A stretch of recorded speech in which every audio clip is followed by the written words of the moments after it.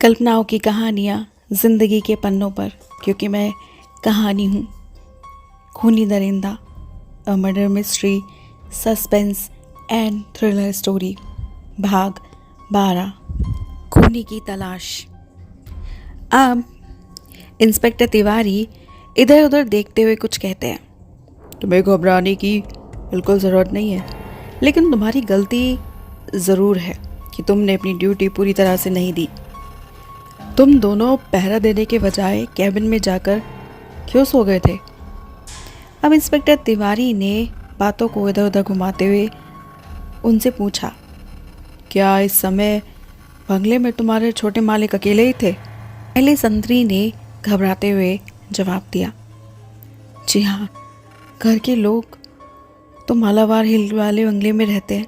ये बंगला तो अभी नया बना है, बस छोटे मालिक रहते हैं इस बंगले में थोड़े से नौकर के साथ। रतन बंगले के मालिक के पास सोया करता था, लेकिन कहीं दिखाई नहीं दे रहा। ये कहकर पहला संतरी तेजी से बेडरूम से निकल गया। अब सहसा इंस्पेक्टर तिवारी का ध्यान पलंग पर रखी जलती हुई टॉर्च की ओर गया। वो अपने आप पर झला उठे कि उनका ध्यान अभी तक इस जलती हुई टॉर्च पर क्यों नहीं गया था। इंस्पेक्टर तिवारी ने दूसरे संतरी की ओर देखते हुए पूछा, तुम्हारा नाम क्या है? जो बिल्कुल अभी तक खामोश खड़ा था और बड़े ध्यान से अपने छोटे मालिक के खाली पलंग की ओर देख रहा था। जी, मेरा नाम उदय सिंह है और मेरे साथी का नाम राम सिंह। हम दोनों राजस्थान के ही एक गांव में रहने वाले हैं। सालों पहले हमारे बड़े मालिक उसी गांव से शहर आए थे। इंस्पेक्टर तिवारी ने कहा, इसका मतलब है तुम अपने मालिक को और उनके परिवार को अच्छी तरह से जानते हो? जय सिंह ने बताया, जी हाँ, हम लोगों ने मालिक की पिछली 2 पीढ़ियों को भी देखा है। गांव में उनके परिवार के कुछ लोग अब भी रहते हैं। जय सिंह, बंगले में बिजली तो नहीं है, रोशनी का कोई दूसरा इंतज़ाम करो। जी, बहुत अच्छा।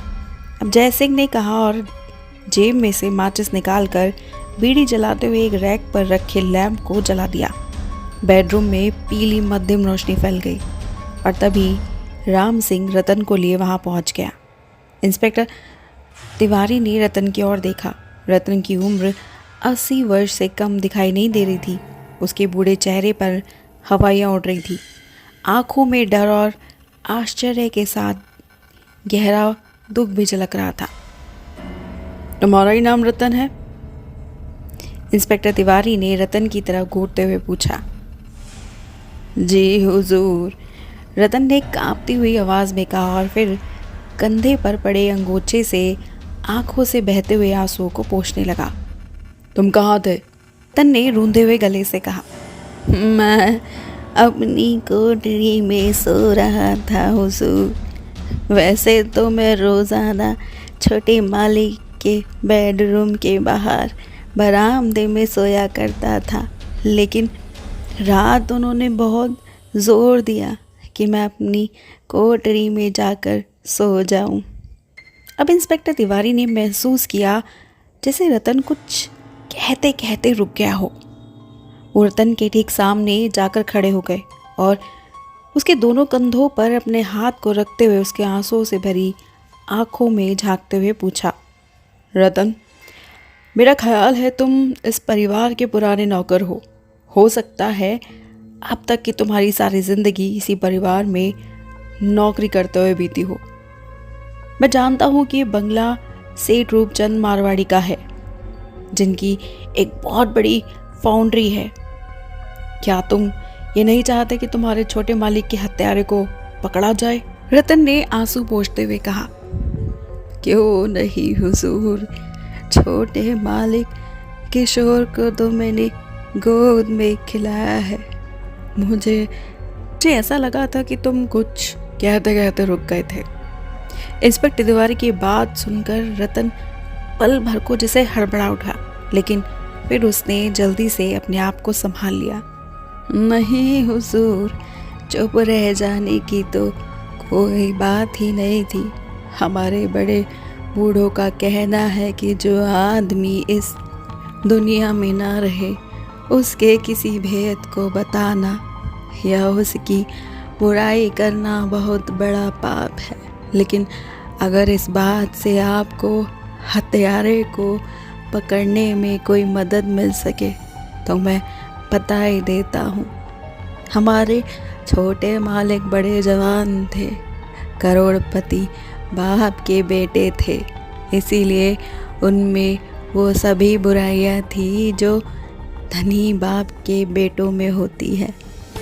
रात बहुत ही भयानक थी, फिर भी वो अपने साथ एक लड़की को लाए थे। कहाँ है वो लड़की?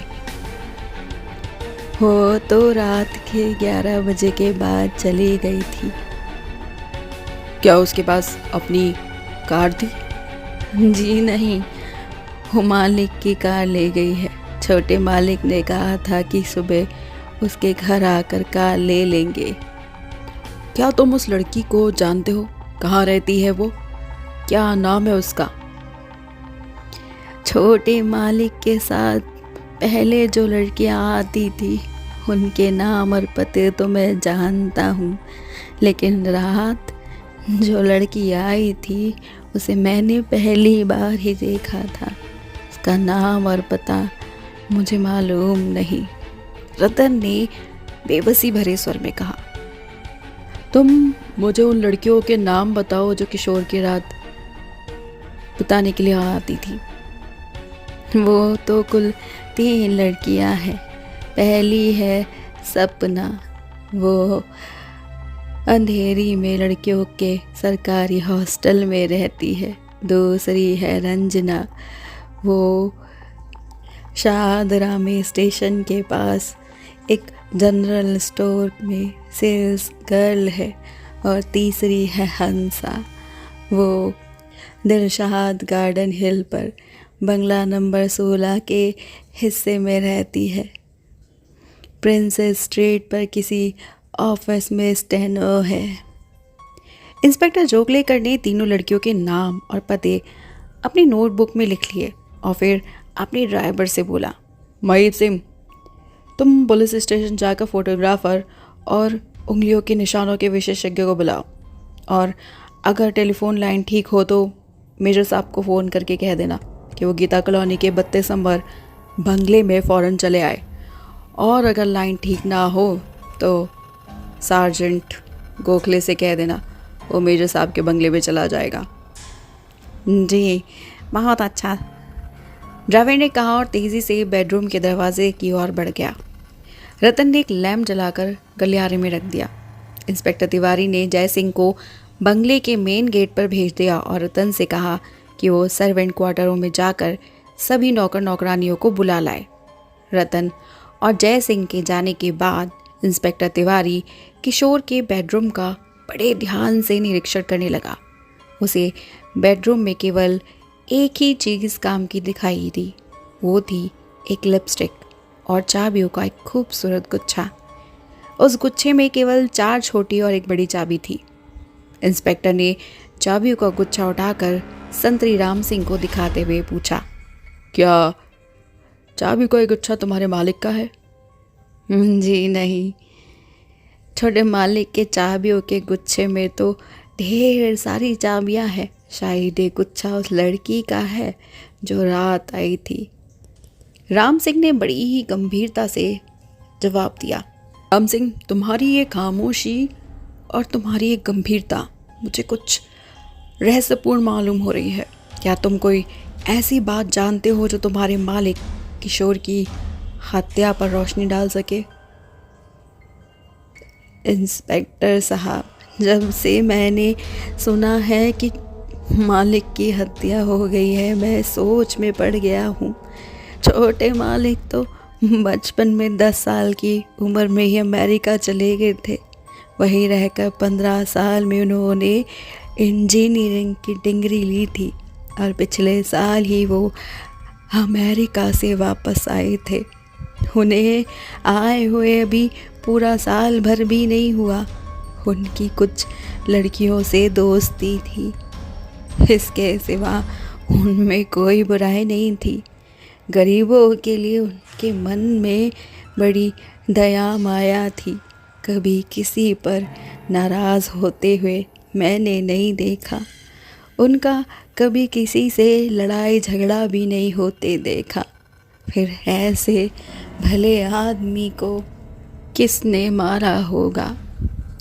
तिवारी टहलता हुआ स्टील की उन दोनों अलमारियों के सामने जाकर खड़ा हो गया, जो बेडरूम के कोने में दीवार के सिरहाने खड़ी थी, और राम सिंह से कहने लगा, राम सिंह, ये दुनिया बहुत अजीब है।